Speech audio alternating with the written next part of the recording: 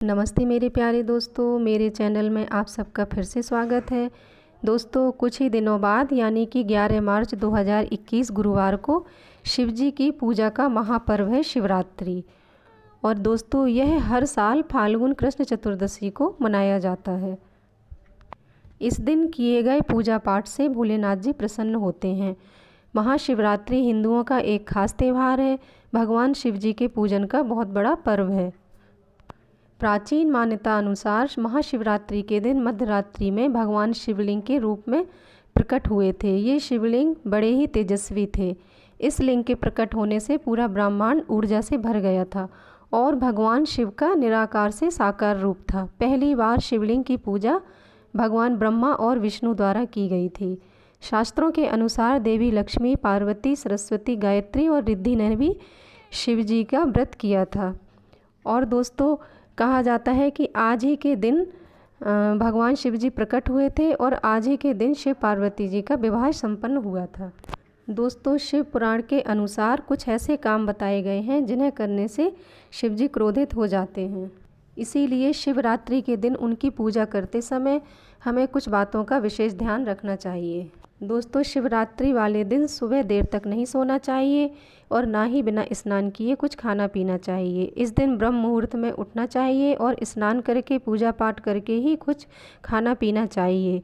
आज के दिन व्रत रखना चाहिए। अगर आप व्रत हैं तो पहले स्नान करें, स्वच्छ कपड़े पहनें, पूजा पाठ करें और फिर पानी पिएं और फलाहार करें। शिवरात्रि वाले दिन दाल, चावल, गेहूँ से बने खाद्य पदार्थों से दूर रहना चाहिए।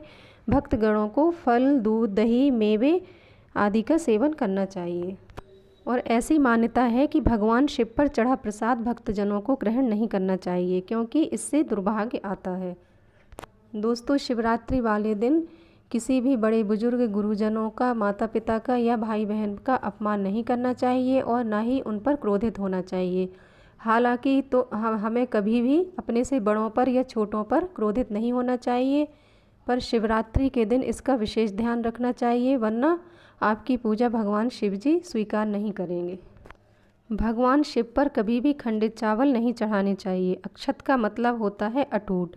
चावल पूर्णता का प्रतीक है, इसीलिए शिव को साबुत चावल ही चढ़ाएं, टूटे फूटे ना चढ़ाएं। और 3 पत्ती वाली बेलपत्ती चढ़ानी चाहिए। कटी फटी टूटी फूटी पत्ती नहीं चढ़ानी चाहिए।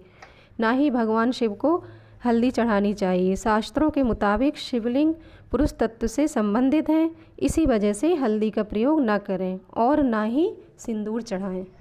भगवान शिव की पूजा में शंख बजाना वर्जित माना गया है। ऐसा इसलिए कि दैत्य शंखचूड़ के अत्याचारों से सभी देवी देवता परेशान थे। तभी भगवान शिव ने त्रिशूल से उसका वध किया था और उसका सिर भस्म हो गया था।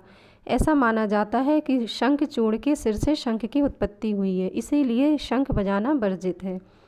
और केसर, मालती, चंपा, चमेली, केतकी पुष्प भी शंकर जी पर न चढ़ाएं। एक बार केतकी ने भगवान शिव से झूठ बोला था, जिस कारण भगवान शिव ने केतकी को श्राप दे दिया था कि कभी भी शिवलिंग पर केतकी का फूल नहीं चढ़ाया जाएगा। तब से भगवान शिव पर केतकी का फूल चढ़ाना वर्जित है। शास्त्रों के अनुसार तुलसी को पवित्र माना जाता है और भगवान विष्णु को अत्यंत प्रिय है, लेकिन शिव पुराण के अनुसार शिव पूजा में तुलसी चढ़ाना वर्जित है।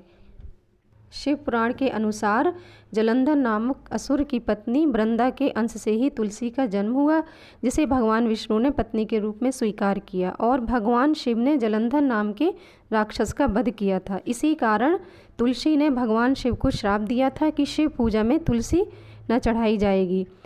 हालांकि भगवान शिव देवों के देव हैं, उन पर कोई भी श्राप का असर नहीं होता है, पर भक्तों के मान रखने के लिए शिव जी श्राप स्वीकार कर लेते हैं। इसीलिए वृंदा के श्राप को स्वीकार कर लिया है और तब से लेकर आज तक भगवान शिव पर तुलसी की पत्ती नहीं चढ़ाई जाती है।